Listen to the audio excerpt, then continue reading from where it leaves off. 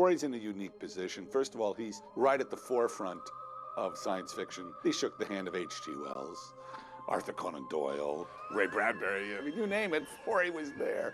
The motion picture industry was always called the industry. It's show business.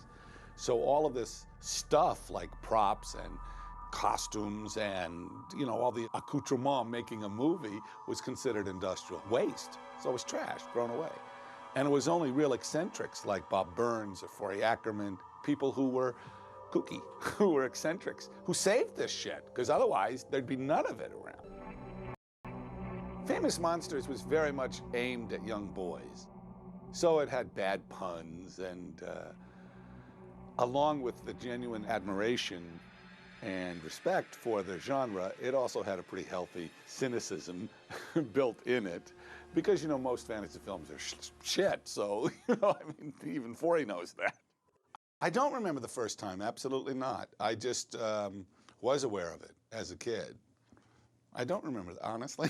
I don't remember the first. I mean, everyone has stories about they saw, like Peter Jackson, about I saw it here and I saw it there. Well, I lived in LA, you know, it was not hard to find. 1971, FM was still in publication and doing quite well, and we had a cast and crew screening of Schlock at the MGM Studios, which is now Sony Studios, but at the Cary Grant Theater, which is still the Cary Grant Theater. And it was a big deal, and we were all very excited. And I remember the two big things from that night is one, Forrest Ackerman came. God knows how Forrest was there. He got an invitation from somebody. And he brought with him as his guest Ed Wood, who was amazed that I knew who he was. I'm dumbfounded. He was this old drunk, and he was dumbfounded that I knew who he was. Ed Wood, you made Plan 9 from Outer Space. And it was exciting for me to meet Forrest, too, because, you know, we wanted to get the movie into the magazine, make it somehow legit. Yeah. As an actor, Forrest's a terrific literary agent. You'd better stop reading this stuff and stick to history. That's where it's at. No, things have changed in that Forrest Ackerman is no longer considered this eccentric Hollywood weirdo like Elvira or Ed Wood. Now you have Tim Burton making $50 million movies about Ed Wood, you know, starring Johnny Depp. So it's a different time. So there's probably another one called that here. All movies mostly. A little bit of documentary they throw in now and again. That you guys make or that you buy? He's made a bunch for them on UFOs. Hmm. And have you done Danny Aykroyd yet? He's a big no UFO maniac. Yeah, no. Yeah.